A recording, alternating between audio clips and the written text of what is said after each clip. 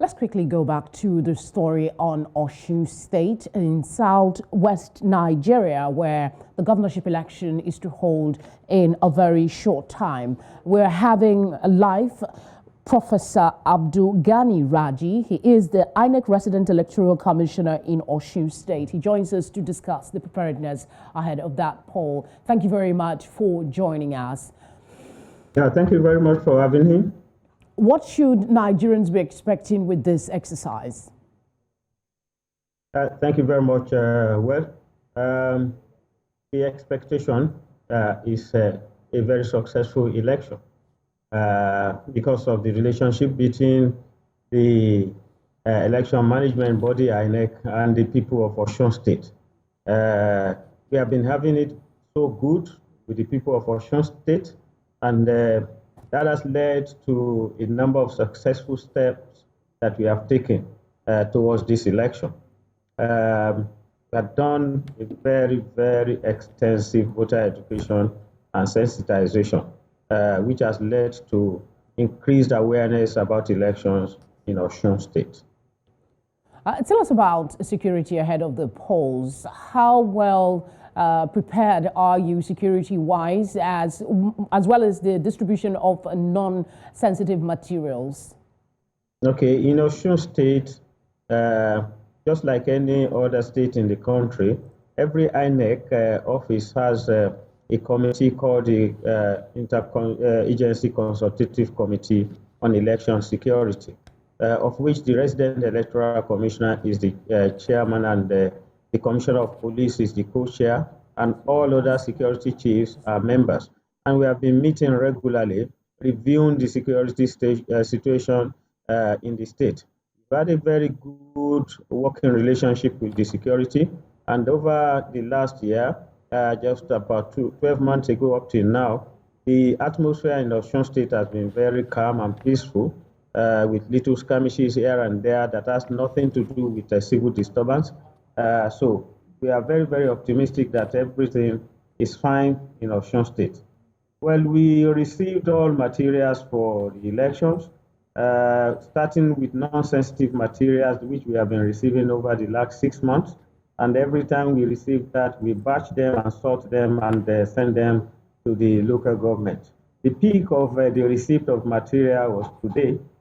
We took delivery of the sensitive materials, that the ballot papers, result sheets, and other accessories, and we distributed these materials.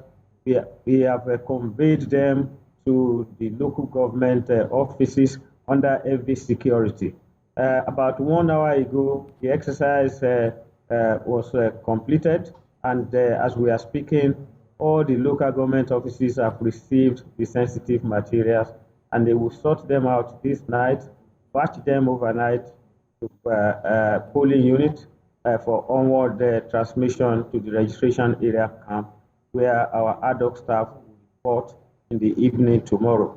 They will stay at this registration area camp overnight until Saturday morning, with a view to moving them to the polling unit early enough, such that we can open the polls at the exact time that poll is supposed to open, 8:30 a.m.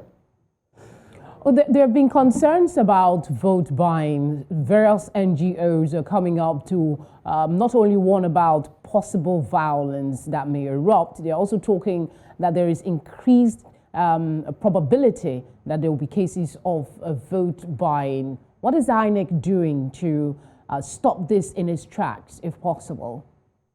Thank you very much. INEC has taken a number of steps.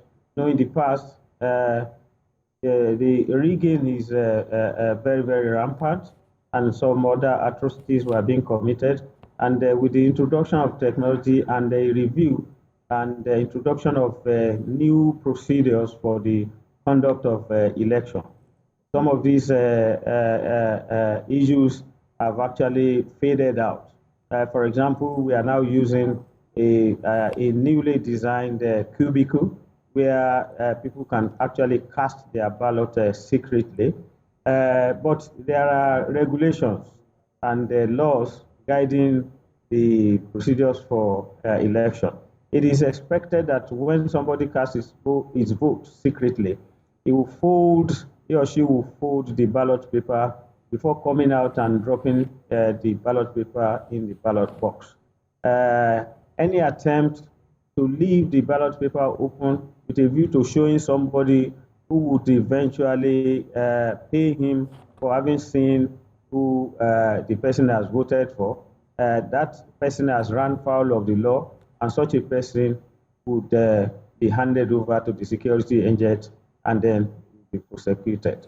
All right, before we let you go quickly, I'd like to get this response from you. There seemed to be an uptick in the collection of permanent voters' card. What has been the case in Osun? How would you rate the people's participation so far in picking up their PVCs?